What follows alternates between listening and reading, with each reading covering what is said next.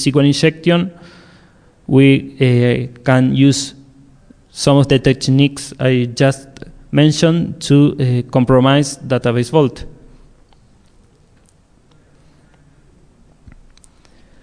Here is, for example, how we can do it with this vulnerability that allows to execute statements as the SYS user.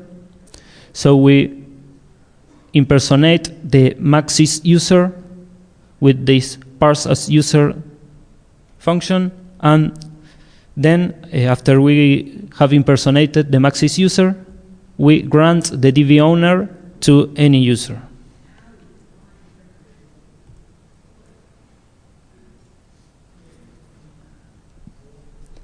This is another example. Here, this SQL injection vulnerability allows to inject a function call. So I will need to create an auxiliary function that will contain all the statements that I want to execute as the SYS user.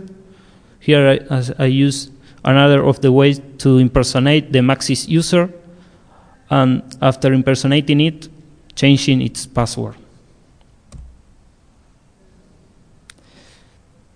Well, Carson injection can be used in this case.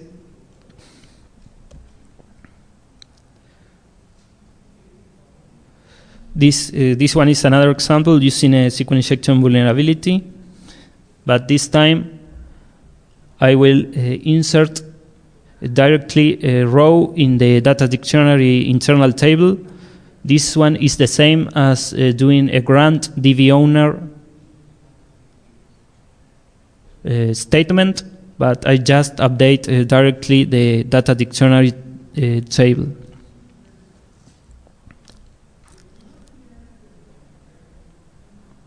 Of course, if I execute here a grant DB owner statement, it won't work because the Database Vault protections are in place. Even if you are the SYS user, you can't issue a grant statement.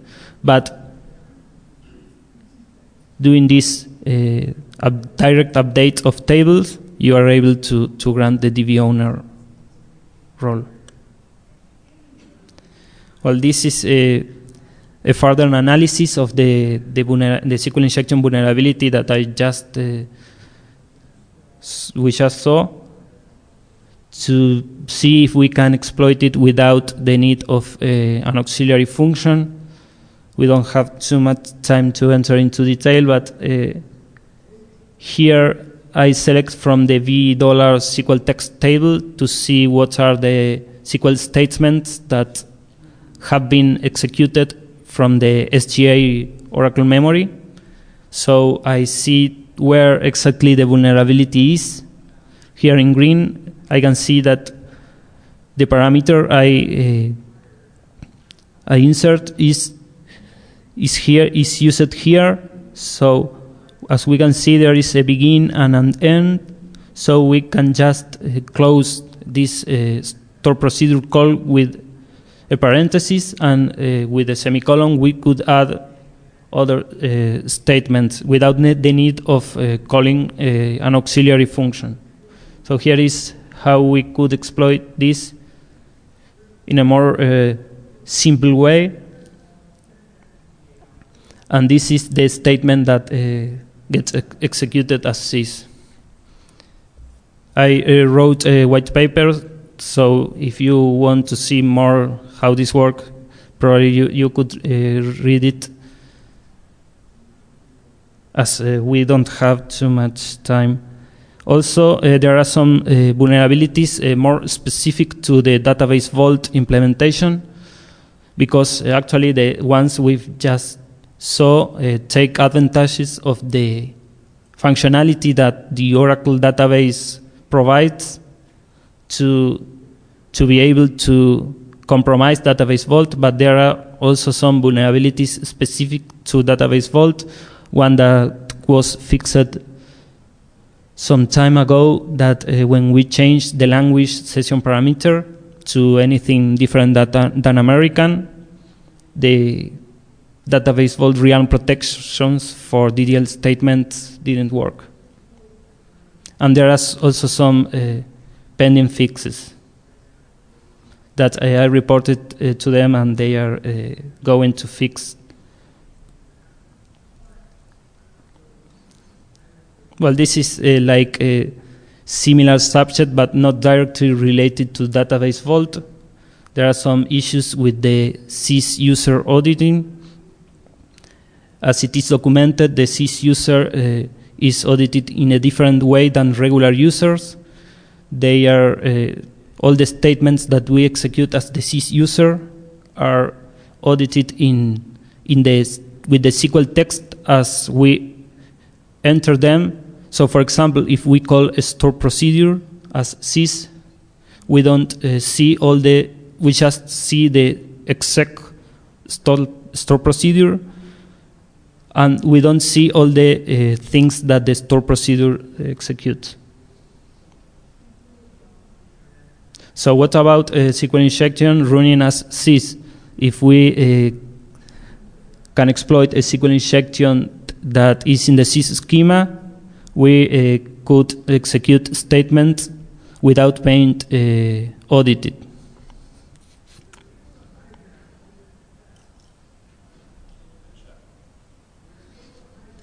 Well, there are some additional protections measures that we can take. First, restrict the system privileges that can lead to full database compromise and the compromise of database vault, the become user, and those other privileges mentioned there.